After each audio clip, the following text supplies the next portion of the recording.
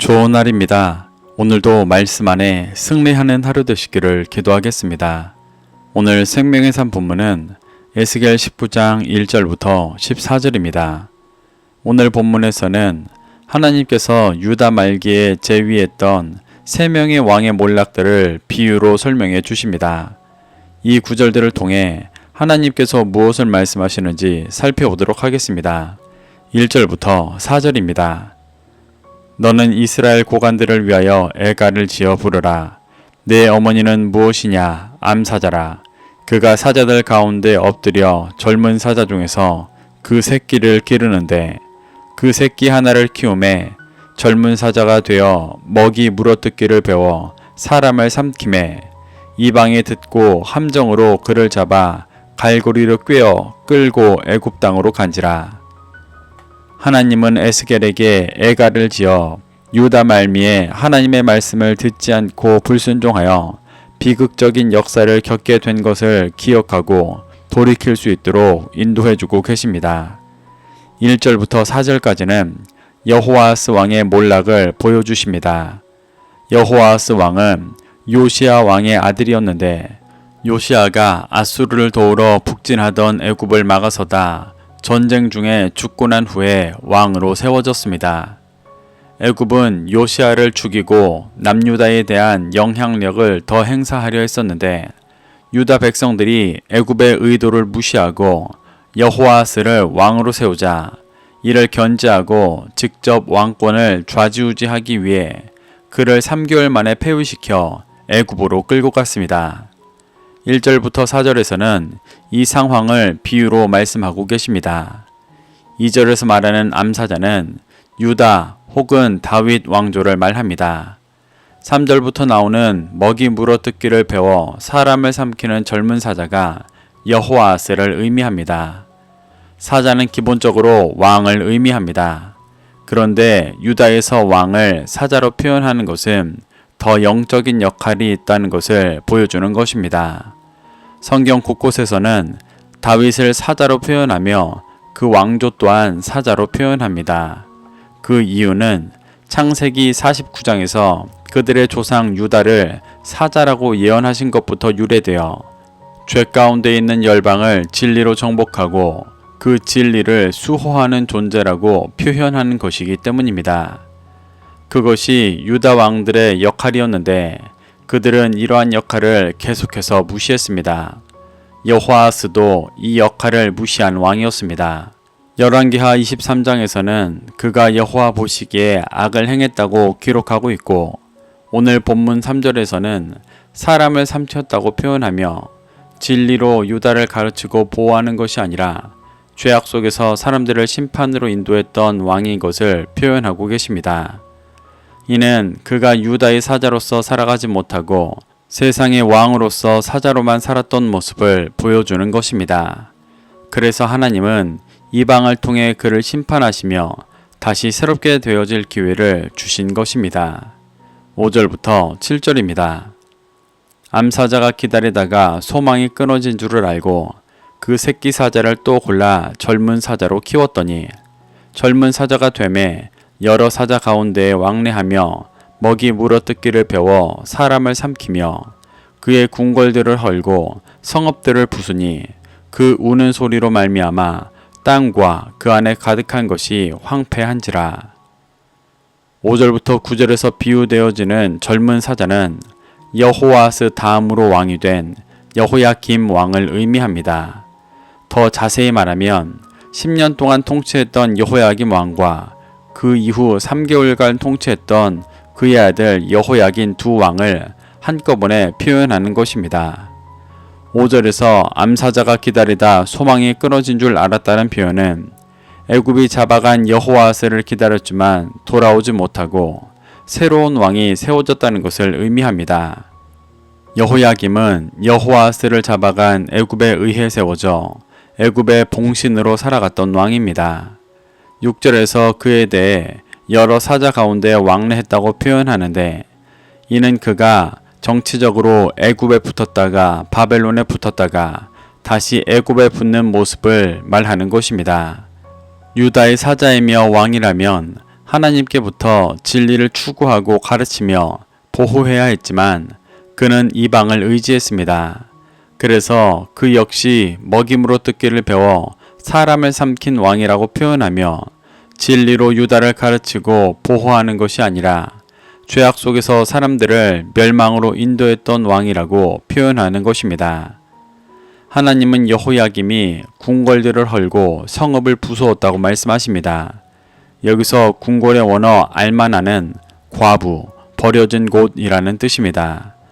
이는 실제 예루살렘 성이 무너지는 것을 말했다기보다 하나님의 딸이며 신부였던 예루살렘이 하나님을 버리고 과부와 버려진 존재가 되어진 모습을 말하는 것입니다. 이는 모두 유다의 사자인 왕이 제사장 나라로서 빛을 비추지 못한 삶의 열매였습니다. 이렇게 하나님은 여호야김이 하나님을 의지하지 않고 세상의 헛된 것을 의지했던 것의 결과로 예루살렘 성이 영적으로 무너지고 황폐해졌다고 말씀하고 계십니다. 8절부터 9절입니다. 이방이 포위하고 있는 지방에서 그를 치러 와서 그의 위에 그물을 치고 함정에 잡아 우리에 넣고 갈고리를 꿰어 끌고 바벨론 왕에게 이르렀나니 그를 옥에 가두어 그 소리가 다시 이스라엘 산에 들리지 아니하게 하려 함이라. 하나님은 여호야김의 죄로 인해 이방이 그를 치러 와서 바벨론 왕 앞으로 잡아갔다고 말씀하십니다. 이는 엄밀히 말하면 여호야김의 아들 여호야킨의 모습이었습니다. 이 둘은 같은 맥락 속에서 하나님의 말씀에 불순종했다가 여호야김은 바벨론이 쳐들어올 때 죽었고 그의 아들은 급하게 왕으로 세워졌다가 3개월 만에 바벨론에 포로로 끌려가게 된 상황을 보여주시는 것입니다. 그를 옥에 가두어 그 소리가 다시 이스라엘 산에 들리지 아니하게 하신다는 것은 여호야긴이 다시 예루살렘으로 돌아오지 못할 것이라는 예언입니다.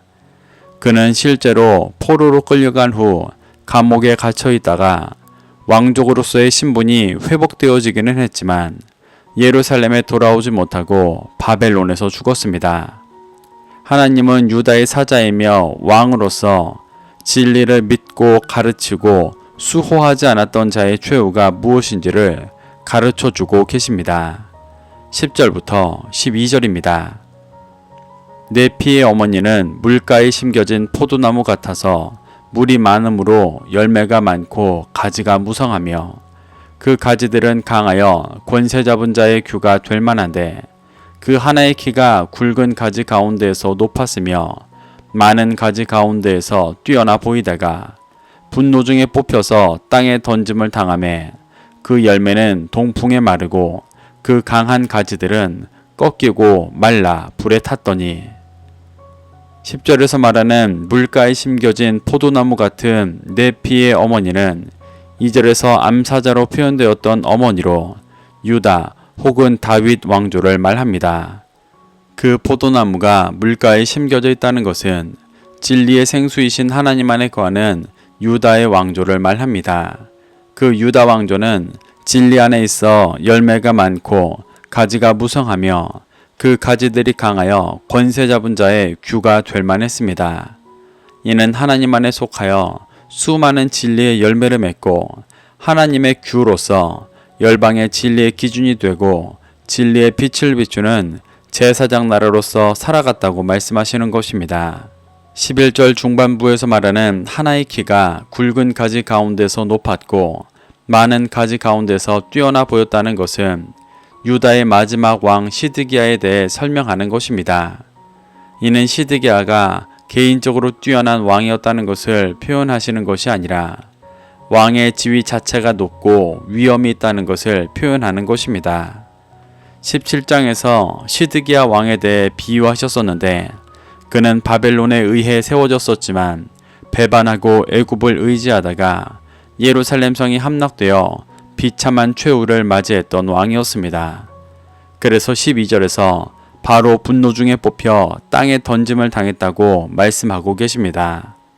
또한 그 열매는 동풍에 마르고 그 강한 가지들은 꺾이고 말라 불에 탔다는 것은 하나님께서 육신을 마르게 하시는 동풍과 같은 바벨론에 의해 심판하시고 예루살렘 성이 불타버린 현실을 말씀하시는 것입니다. 이렇게 하나님은 새로운 왕으로 세워졌지만 하나님의 인도하심을 따른 것이 아니라 육신의 소망을 쫓아 애굽을 붙잡다가 심판받은 시드기야에 대해 예언해주고 계십니다. 13절부터 14절입니다. 이제는 광야 메마르고 가물이 든 땅에 심어진 바 되고 불이 그 가지 중 하나에서부터 나와 그 열매를 태우니 권세 잡은 자의 규가 될 만한 강한 가지가 없도다 하라. 이것이 애가라. 후에도 애가가 되리라. 하나님은 시드기야가 광야 메마르고 가물이 든 땅에 심어졌다고 말씀하십니다. 이는 시드기야가 영적으로 메말라 있는 바벨론에 끌려가 황폐하고 비참한 삶을 살았다는 것을 예언하시는 것입니다. 불이 그 가지 중에서부터 나와 그 열매를 태웠다는 것은 하나님의 심판이 불순종하고 죄를 범한 시드기야에서부터 나와 왕이 맺었어야 할 열매인 거룩한 제사장 나라를 불태웠다는 말입니다. 권세 잡은 자의 규가 될 만한 강한 가지가 없다는 것은 하나님의 말씀의 기준을 가지고 세상의 진리의 빛을 비출 유다 왕의 명맥이 끊어졌다는 것을 말씀하시는 것입니다. 하나님은 이렇게 유다 말미의 왕들의 모습을 비유하시며 진리의 빛을 비춰야 하는 제사장 나라가 무너져 버린 것에 대해 애가를 부르며 깨닫고 돌이키도록 인도하고 계십니다. 우리는 이러한 하나님의 역사하심 속에서 교훈받아 왕같은 제사장으로 세워진 그리스도인으로서 열방의 진리의 빛을 비추는 삶을 살아가고 있지 않다면 심판받아야 할 헛된 중심을 깨닫고 내려놓게 되시기를 소망합니다. 그래서 왕같은 제사장의 삶이 회복되어지시기를 축복합니다. 오늘도 이 말씀을 심령에 새겨 승리하는 하루 되시기를 기도하겠습니다.